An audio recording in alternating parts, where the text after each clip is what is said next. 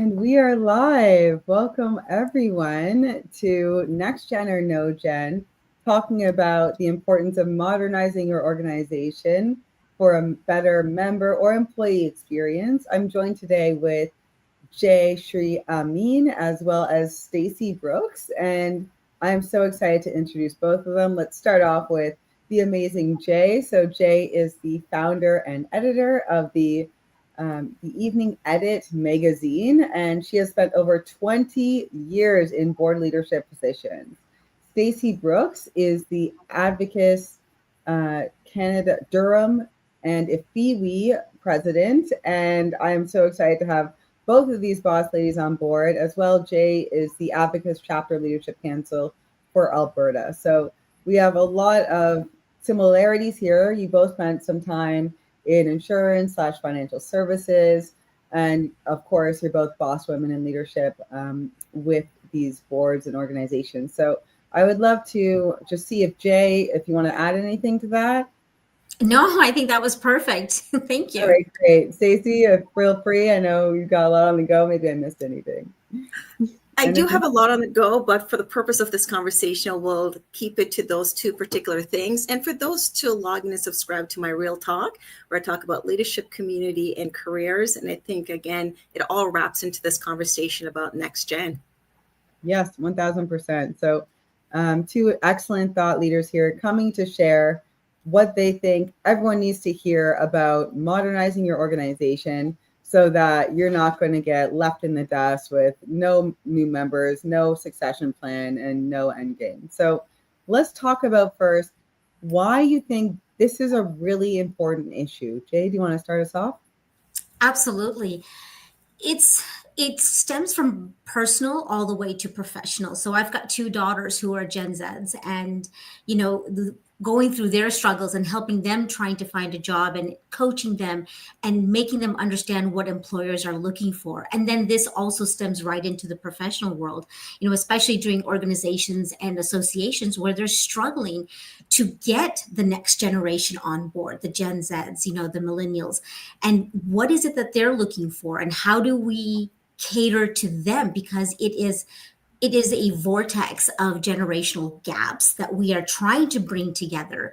And especially in the age of AI and technology and where we're headed, a lot of industries are going to be left in the dust if we don't address these very important issues of having all of these cohorts working together in one place, in one organization, in one association.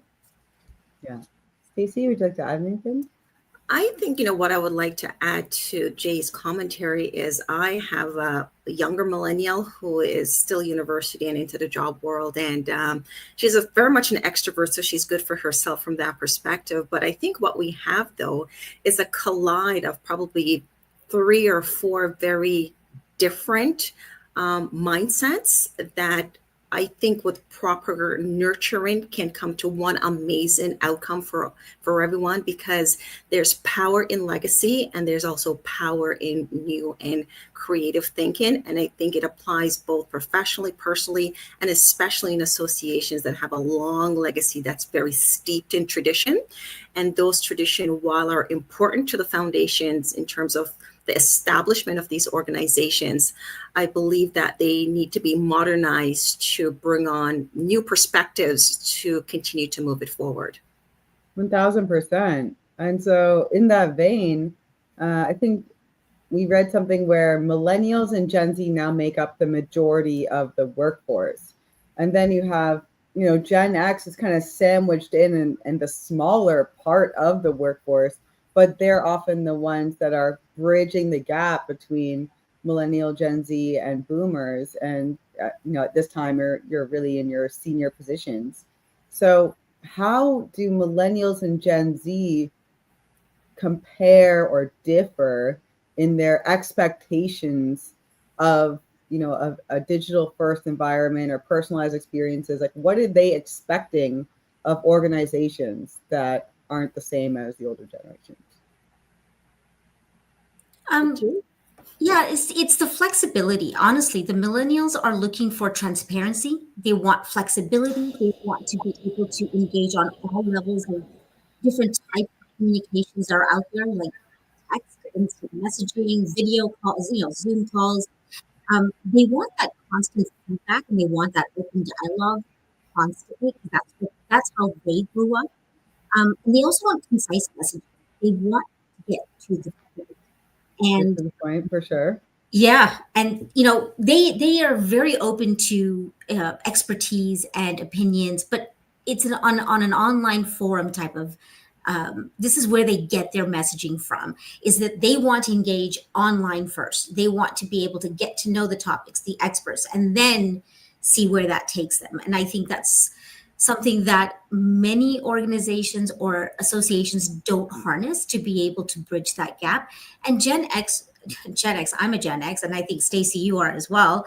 Um, it's we are the smallest generation, but we are a powerhouse because we are that middle um, age where we actually bring in that gap between the boomers as well as the next generation.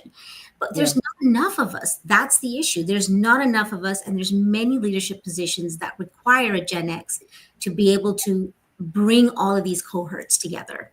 And I there's see that tremendous opportunity for this. for sure. I think what I would like to add is that I find that the millennials are steeped in purpose and they want to know that the organization, that whether it's an association or a workplace environment, what their purpose is. They're very conscious. They like to attribute a lot of what they do to be more uh, you know, it's not self-serving. I find there's a lot of self-servingness in the older generation, and I Mm, find the younger generation are very open to places and opportunity, and it's steeped in, again, purpose and impact. What is the difference maker that we're trying to make? How can we make the world a better place? Because there's certain things that I would think and have a slightly traditional way of thinking. My daughter's like, what's the issue? Just accept people for who they are. So what they're also looking for is, a room for a true autonomy to be curious and to explore and to bring innovative ideas and innovation to the table without having to go through 6 layers of approvals before you try. And I think they're more equipped to fail fast and fail forward, right? Oh, it didn't work, next, and yeah, move on. So they're more in that, let's do something. It doesn't need to be perfect, and I don't think they're as weighted down with what other people's opinion. They don't carry that luggage. for 1000%. I feel very called out right now. Personally, just my own board experience was met with me saying, "Oh, we need to modernize the member experience, and everything needs to be frictionless and automated and personalized, and we should say something about political matters when they're happening, and more social justice oriented and things like that." While I found myself coming up against, well, we've always done it this way, and so we're not going to do it your way. But it's like, yeah, but that's what you asked me to come and do. You asked, that's why you wanted fresh blood in here, so that I had different ideas and brought them to the table. So how do we deal with these legacy systems and these very we'll just say stubborn and inflexible types of personalities in leadership positions on these boards? you know I'm going to start. So I believe that there is a happy medium, and as Mhm. opposed to, and I think it's important that we understand the bridge that we're trying to build to for both perspectives to live very well together, right? I believe those associations that have a long history and steeped in traditions, and I'm going to use this word very kindly, but rituals or Sure. ritualistic ways of doing things, and it needs to they need to modernize some of that stuff, because I don't think some of those uh, steps really make sense today. Even as a Gen Xer, I can appreciate the tradition of things, but I think you had 10 steps. We can do this in 5 or 6. So, Mhm. from that perspective, I also believe that it is disingenuous to ask for new perspective to come to the table and not being open to receive it, Right. and open to receive it in a way that deep thought and consideration is given to the perspective that is brought to the table. I also think it's important that the younger generation have the capacity to make an effort to understand why those traditional ways were put in place in the first place, and then find a way to marry the two together to create Mhm. synergy. Foundation is extremely important, and we can't truly move away from why the association was established in the first place, really Sure. understand its core values. But I think it's very important that we're now talking to multiple different generations, where the techno revolution has taken place, and it needs to play a significant role in some of those efficiencies that this new revolution has brought to the table as well. Yeah. What about you, Jay? I know that you started working with associations in the 90s when, you were younger and still very young looking. But how did you deal with the leadership at that time that had that sense of entitlement that they did their time and you're new? Like, how did you deal with that personally? Um, well, I did try doing some yelling and screaming, but that didn't work. So, Darn. I wonder why.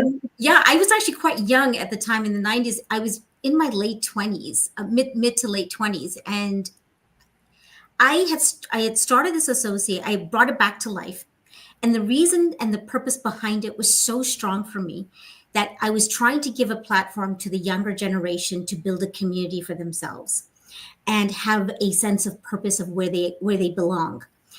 The first year, I threw everything in the kitchen sink at it, and I built it. I spent a lot of time on it, and we got to the point of success to where we can build upon that and grow.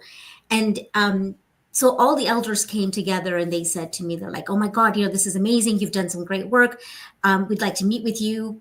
This long board table of everybody who was probably 20 years senior to me, Yeah. plus 20 plus years. And most of them were men, Mhm. and came with brilliant ideas. And I could not say anything because nobody was listening to me. They were all came with their ideas. And there was a moment where I said, "We are moving away from the purpose of why I did what I did. You are now self serving rather than serving the community." And at some point, and I do not recommend that anybody do this, but I did this, and I literally slapped my hands on the table, stood up because I'm only 5 feet, and stood up and I said, "Enough, Mhm. enough. There is something important that I need to say, and you guys need to listen." And it was that moment that I had the courage to say what I needed to say. And there was a few people that didn't like it. Moved, 10 years past that. The gentleman that had the biggest problem with me pulled me aside at an event. He says, "I'm sorry that I didn't trust you and that I didn't Mhm. believe in you." Sometimes you That's have to awesome. allow that time to take place to see the end result. And a lot of times I think we're so quick, especially now, that instant gratification. Oh, if I do this, it should happen. But the conversation has to be open. It has to flow. And sometimes it doesn't flow, and that's okay. But as long as you know what your purpose is and you are true to that purpose and it's not self-serving, there is nothing that can stop you from making it a success, a complete success. Yeah, I think rooting out nepotism in boards is so important. Like, look at what's going on with the TDSB, how the government of Ontario took over and now placed supervisors on there because they couldn't manage their budgets. It's like, well, you have these school board trustees. How did they get there? How did they not manage to just like deal with this before it got this bad? And I'm sure it had a lot to do with just not rooting out the bad actors that were preventing progress. So, yeah, that toxicity, it's got to go on boards. And yeah, some people can come around and grow, but it does take a courageous individual, or ideally working behind the scenes with people that you're aligned with to like have a united front. I think that's the biggest thing I learned about being a board member. It's like the vote doesn't actually happen then and there. The vote happened the week before when you called everyone on the board to see where they lied and sort of did a campaign to push it forward, right? It's all about preparation. Like if you really want to get something done in your organization or board, like you need a coalition of people, probably women, that agree with you. I think part of it too is that everybody who decides to join a board, whether paid or not paid, need to understand that they're there to help move a business forward. Mm-hmm. And while it may be a not for profit organization where there's membership base or not, there's still a business that needs to be run. And access to the association or the business purse still is a responsibility, about helping the business move forward, not about how selfishly or egocentrically you are looking to make yourself look good. It's really not about you. And I think some of the disconnect both from the younger generation and even the older generation is their why for being on the board is more about them than about the actual purpose and impact that you're contributing to of why the association or the organization exists, right? And I think that's where the nepotism through blood association or nepotism through alumni association comes into play. I think it takes a strong leader or chair to bring back to why we are here and what we're trying to accomplish and what diversity do we need at the board to move that movement forward. And I think it's important that oftentimes we see the same people being selected to hold a seat, as opposed to using that time in a seat become vacant to bring diversity to the table, whether it's through, gender, background, experience, perspective. And I think all voices need to be at the table because it's so important to use that to continue to realign it with our purpose and figure out how do we move forward with modernization and language that people can connect and align with. Yeah, I'd love to know, Jay, like how you think an organization could get started when it comes to the modernization journey. Like, where should they focus their first efforts and why? That is actually probably the most key question of this entire live LinkedIn is communication. For me, it comes down to communication, and that is where the breakdown is. I've seen I actually tried to get as many young people on the board when I was president of the Calgary board, and they did not respond because we were not communicating the way they receive information Mm, and the way we're communicating with them. There right. was nothing wrong with the purpose. There was nothing wrong with the mission or vision. It was how we were communicating to them and how we were bringing them to the table. And just to echo what Stacy, has said, that having that diversity of conversation is so important, and having a leader who is open to it. But then it's also doing the work that is required to get to that point. It's not just about having the ideation of, this is what we need to do. This is the road that we need to take. But it's also the where ideas die, because when you're sitting here and doing all these discussions, there is no action that comes afterwards. And I think that's where the failure is. And that's where I've seen the failure. It's not the purpose. And we lost, 4 or 5 very good individuals who fit that generation, where we need to get them to the next level so that we get away from this nepotism and we get away from all of this.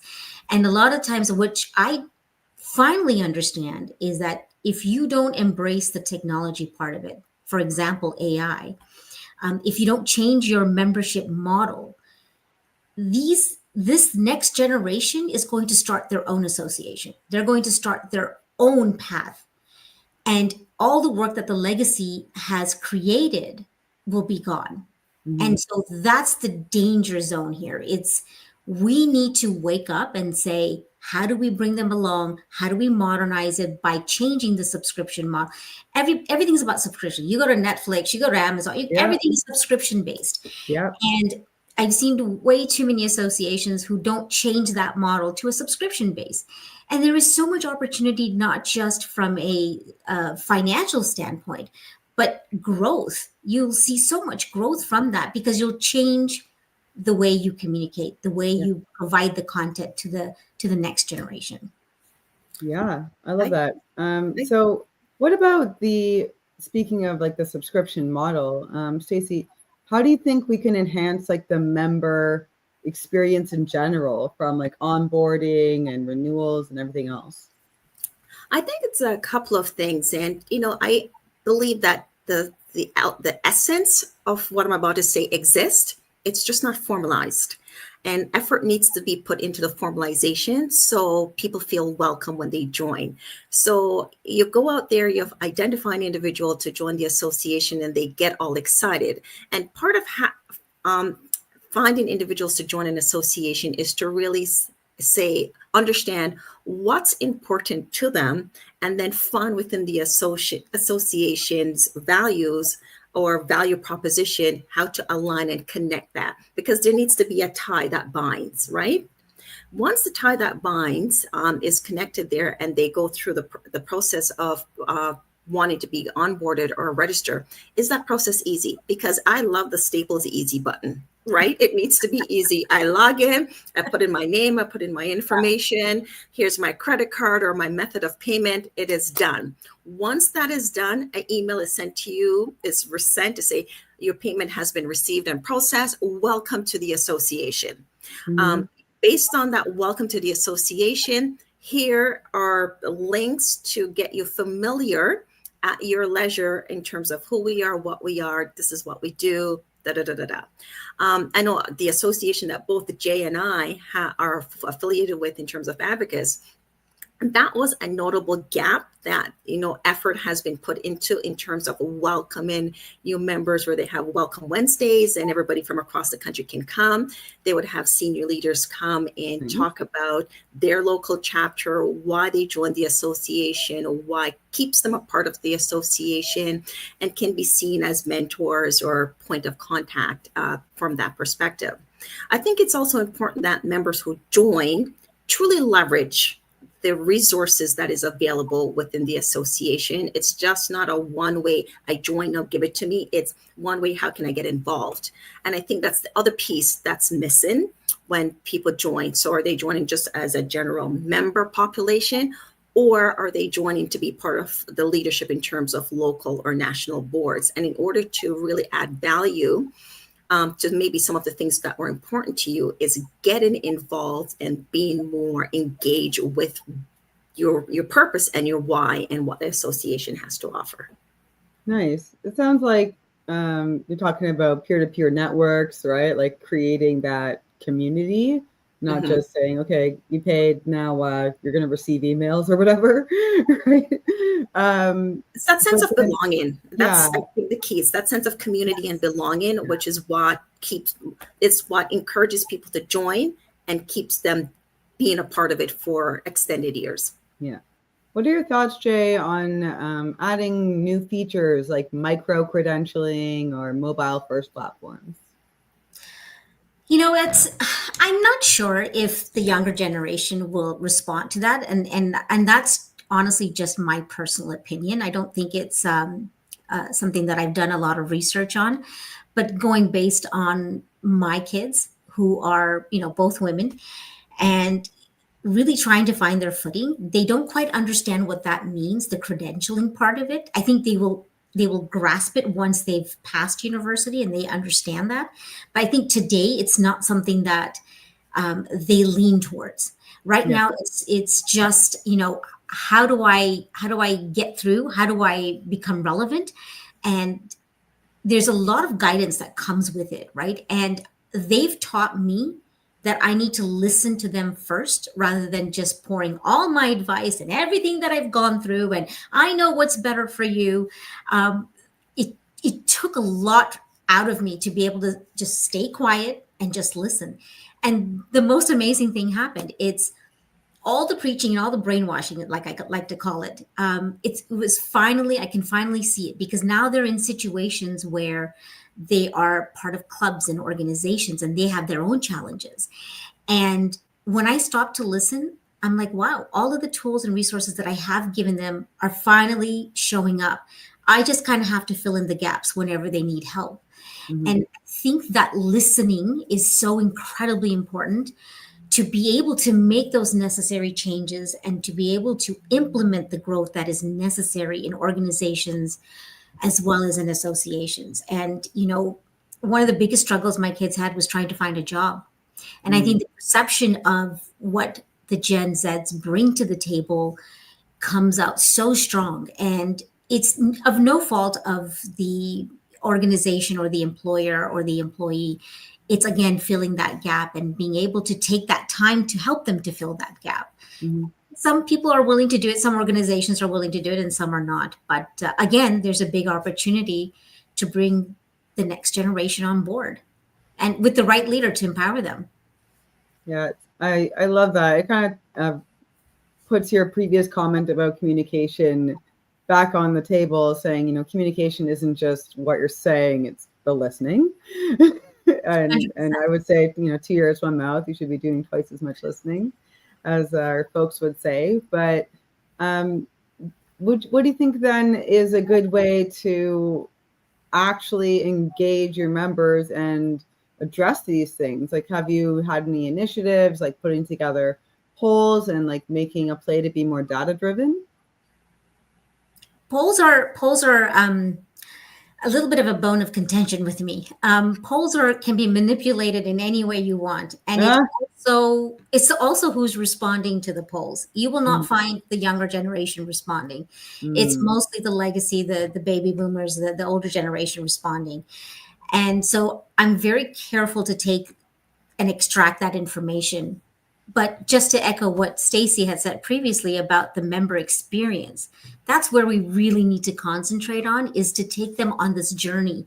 And you have to have touch points. It's not something where you take their money and then say, okay, see you later. Thanks for the money, and we'll let you know when we have an event and we're mm, going to send it to you by email. Well, Gen Zs and millennials are not particularly going to respond, maybe millennials, but not so much the Gen Zs. I think it's important that you take them by the hand and take them to the journey if you want them to engage back with you. I think the organization or the association has to do it first. And they have to say, okay, here's the reasons why we'd love for you to join. And then you have to have a second touch point, a third, a fourth. And it will take somebody on a board to be able to do that, or somebody in an employee. You have a particular section for that. It really is. And I think that's where the gap will get closer and closer and closer, and then we'll start to see a shift. Because if you look at the Gen Z, the oldest Gen Z is 28 years old. mm. So that says a lot. They're going to take over. They will leave the millennials in the dust. They are going to take over. And I can't tell you how critical it is that we start paying attention to them and that we start doing the proper onboarding and training and be able to give them a platform to thrive on. Nice. Love that. Stacy, what do you think about just board or member disengagement? What are some ways to help prevent that?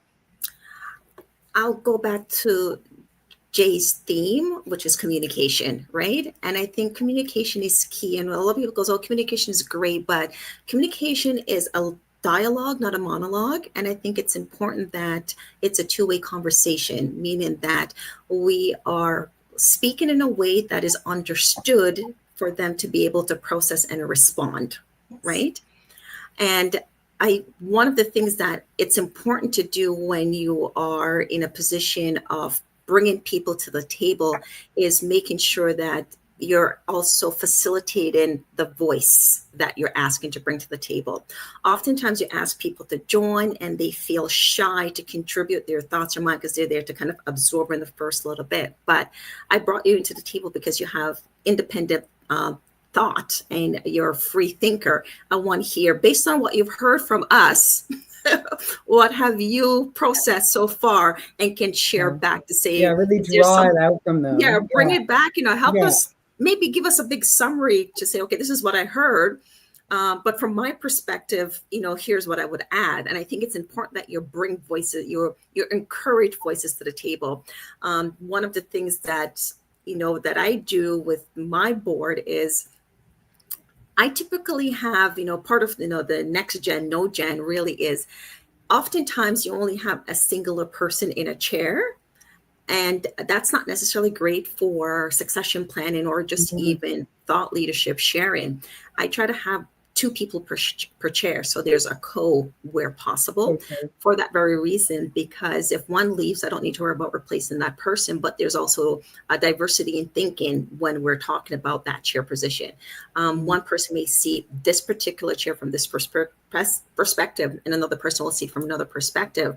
At the end of the day, I probably never saw it from either of those two perspectives. So it just really allows for a more robust conversation where everybody's voice at the table is equally as important. And from that, we are able to make informed decisions that align with our vision for where we want to take the board for that year or for the next 5 years. Nice. Love it. Do you have anything to add to that, Jay? No, I think you eloquently put that together. Nice. I love that.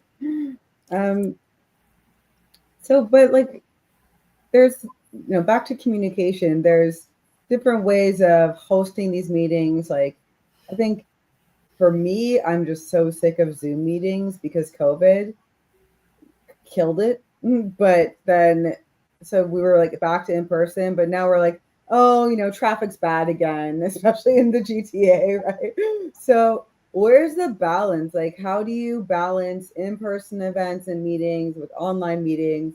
And then, how do you handle the disengagement on online meetings where you got half people just responding to emails and totally checked out?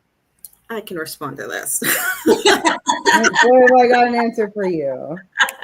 So, to be honest, so when COVID hit, our chapter pivoted real quick to go to online because some of us on board were already using Zoom and all of that. So we were able to engage. Part of that engagement allowed us to attract, members from across the country to come to some of our meetings, which is great because you're seeing new faces and everything. Once COVID exited, we did struggle in terms of going back or pivoting back into in-person meetings, and part of that was the age of our membership population as well, because the older you were a little bit more cautious because you were more exposed to responding in a certain way. So what we decided, or we have decided as we're moving back into more in-person meetings, is if it's purely a programming that's only educational content, just for the sake of travel and just ease of having more people come, those are online meetings. Okay. What we have also pivoted to is, okay, let's start off with 2 fellowship type events for the year where we're just getting together. There's no real content for education, but we're just getting together, networks, fellowship, and celebrate. So we did something in the summer, we did something at Christmas. What we have kind of traversed into now is now we're doing maybe not full day events, but still half day. But the first half, maybe hour and a half or two, is education. And then the bottom half is a fun fellowship event. So we did something that was at the racetrack where we had education, and then everybody got some tokens. They bet on the horses. It was great. It was fabulous. And then we're doing something for Christmas as well, which is a paint and sip event where, everybody comes and paint. Because again, you want something where Oh, regardless of your skill sets, you're able to come and have fun. And I think that's where, and then we post this on LinkedIn and just tell everybody to go to town on it and kind of repost it and engage with it. I think when people see that there's fun things to do, they'll suffer from FOMO, right? yeah. Because what we have now is the JOMO, what is the joy of missing out. What we want to create is the fear of missing out. And in those conversations, particularly in the financial services industry, is where senior advisors get to kind of integrate with younger advisors for potential succession conversations. Not to say it happens, but those conversations start to come to life. But I think that's where we have to do the combination of I think it's a combination of technical information and fun events where, regardless of age, you want to feel engaged. I'm so glad that you didn't mention golf tournaments. I feel like that is like the ultimate boomer event. I think it's an industry event. So It's a many. big, it's such a finance industry thing too. Yeah. Yeah, yeah. But I'm going to add something to what Stacy said, and I think that's really the business model that everybody should follow in bringing virtual into in person. This is a great way. The way that you did it, Stacy, is exactly the way it should be done.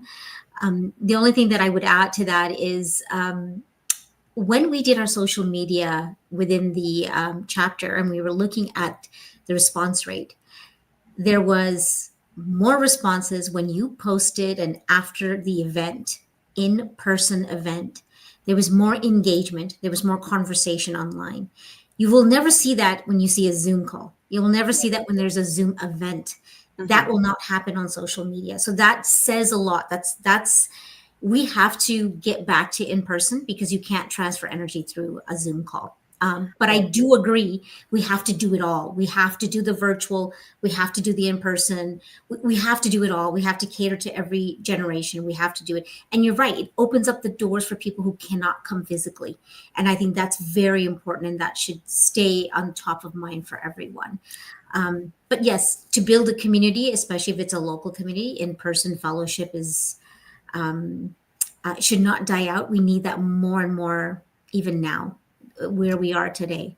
I think another component to that as well is that, a lot of associations is sometimes driven by sponsorship dollars. Hmm. And it's an important conversation to always include our sponsors because they're advocates for us that are able to speak with enthusiasm to individuals who may not be members, or they may be members but not engaged members. Right. So Right. if our sponsors are also attending out, our sponsors want to come to in-person events, end of story, right? Yeah. Because they're looking to engage and speak with the member community so they can foster relationships for, wonderful collaborations. So it's important that, it's a trifecta to some degree in terms of how we are very mindful and intentional with how we are building out opportunities for engagement. Yeah. There's a national voice, there's a local chapter voice, there is the voice of the actual member community. And of course, it's not a trifecta, it's more of a square. There's also the voice of our sponsors and our allies in whatever capacity or partners that may work. And it's how we speak about the association. And I think there's reverence in being part of an association because it adds to your credibility. Doctors have an association, CPAs have an association. There's so many professions that have an association, and the financial services industry is a very honorable profession. Hmm. And to be a part of association with other like-minded professionals, I think is a very important component to add into your credibility, not just the designations that you have, because you may take a designation, but there's no community to support it. So being amongst other professionals that are like-minded in thinking is a best way to kind of share best practices, growth strategy, information, and help them also foster and grow and become mentors to younger people across the board. Love it. Love it. I'm wondering as well what you think about just, oh, I just lost my train of thought completely. Yeah. Anything else to add? There's so much to add. There's so much to unpack what Stacy said, Yeah. especially on sponsorship dollars. Like Yeah. again, I think Yes, it's just, that's exactly what it was, yeah, creating win-win sponsorship right. situations. I know you wrote an awesome blog post about that. Do you want to add some of those points? Yeah, I think it comes down to relationship. Again, it's what do the sponsors want? Have you actually sat down and have a conversation with them to say, what is it that you're looking for? How can we fill in your gap? What is it that makes the needle move for you? And when you have those types of conversations and those types of questions, I think it creates so much value for the sponsors, and they will see that their dollar is going further than what they thought. It's not just about, doling out the money and saying, okay, it's a traditional thing for us to do. Here's a sponsorship, here's a tiered silver, gold, platinum. It does work. I'm not knocking it, but it has to have some Doesn't have to substance be. behind it, right? It has to have value. I think there's a couple of things too. Like each chapter is a little bit different that operates from if there's a chapter component. And what we try to do is if we have a program that we want to deliver to the community, is really align the sponsor to that particular speaking point because it could be a strength for them. So they're also seen to hold that sweet spot for opportunities for the members and that particular sponsor. We also have opportunities where it's maybe just event sponsorship, where you're just coming in person and you're sponsoring that event. So you're sponsoring the entire event or just the food or the drinks or whatever the entertainment with, where you're still able to come have like a bit of a small scanned presentation to let people know who you are, what you do, and how you can find them, and just engage in more non-technical relationship building, because we're all in a relationship business, and it's all about nurturing a relationship. Really, business doesn't take place until you figure out, do I like and trust this person and want to do business with them? And it's really finding what is the happy medium for all parties involved. We're always going to have repetition in certain traditional sponsors who believe in the association or the cause and will always support it. But sometimes there's a bit of jadedness or skepticism to say, why do we keep doing this? Is there a true return on our investment? Right. And I think it's important that we all put in if you're part of it, especially in a leadership role, you put a concerted effort to ensure that we try to deliver programming or value so the sponsorship can truly see the return on their investment. That's so key because, I mean, money is just like oxygen, can't live without it. So an organization, a corporation or association, it just needs money to survive. And it's, it's just a fact of life. And a lot of that money comes from memberships. So memberships is really going to be key there, and modernizing that membership experience, making it easier for people to pay, making a subscription model so it's not such a sticker shock to be able to join. I think that can be obviously prohibitive, saying, hey, I need $1,200 up front instead of $120 a month or whatever the case. So I guess I'd like to start closing off, and I would love if you could both share what your final thoughts on this are, what a call to action is for anyone listening today, and as well, when you're done with that, how they can get in touch with you. I'll go first. My final thoughts on this is this conversation is not a cookie cutter solution for anybody that's listening. It is really meant to start a conversation. It's meant to spark a movement within your own association or organization to move in the right direction. And hopefully that this conversation has done that for the people who are listening, to start looking at this very, very seriously. The urgency is definitely there. We have to cater to the next generation, or else we are going to be left behind in the dust, and they will start their own. And I think that we have to value what they bring to the table, as well as the legacy that that has been there. It's not that we want to ignore that legacy, but we also want to enhance that, by joining forces with the younger generation. And I hope to see many more Gen Xers in leadership positions, because I think that is a valuable asset for any organization. And we have to stop staying behind our age, and we should really just say it out loud.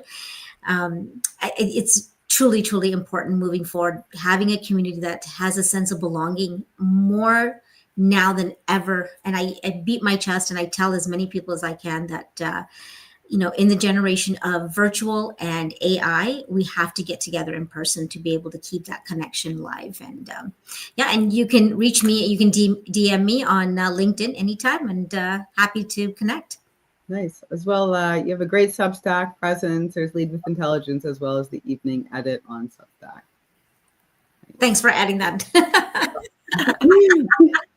I think for me, to summarize this all up, is that I think it's important that we have to bridge the gap between what was, what is, and what will be. And all those voices are important to bring to the table. I think it's important to share with the younger generation or younger perceived thinkers or more advanced thinkers, that there's strong values steeped in legacy and building on that legacy in terms of Right. its foundation, and that it's not, everything needs to be new tech, whatever. I think it's important to modernize the components of the areas within an organization that should be and needs to be modernized, while not forgetting why the association was established in the first place. Mhm. Um, Part of that is mentorship is steeped in legacy, traditions, and experience. And young people can't give all of those things amongst themselves, right? So they still need to mix and mingle with individuals that have that that knowledge and those experiences that I've seen over the years to bring forth. But I think it's important that we learn to communicate in a way that both of us that all the generations can understand, and be willing to try ethically, safely, but still free, but with some sense of expediency in terms of how we Yeah. execute it. Mhm. And and we need to start early. I think it's important that whatever avenues we're able to help connect our purpose and vision with what's important for the society today, to bring those two things together will get us further ahead than keep us behind. And I think anyone who has been there for a long time, maybe step aside and give a young voice or somebody younger an opportunity to be in that chair role while you mentor from behind. Yeah. Yep. Past chair's a thing. You can still be in it. That's 1,000% correct. And where can people find you or subscribe? So you can find me very easily on LinkedIn. I'm on it almost every day, single day. So please DM me or connect with me on LinkedIn. And please subscribe to my hashtag Real Talk newsletter, where we talk leadership, career, and networking, community networking. And please read, subscribe, and share. I'd love to have a connection with you as there. I'm also a recruiter in financial services. So if you're looking for a career change, I do it confidentially. Nice. Love that. Yes, you are the career secret agent that everyone needs. So thank you so much, Stacy. Thank you so much, Jay, for coming on board today and sharing all of your wisdom when it comes to modernizing member experiences, organizations, and handling this very delicate balance between the generations as we proceed in our technology evolution. So thank you so much. Thank Thank you, you. Juan. Thank you for joining us. All right. Cheerio.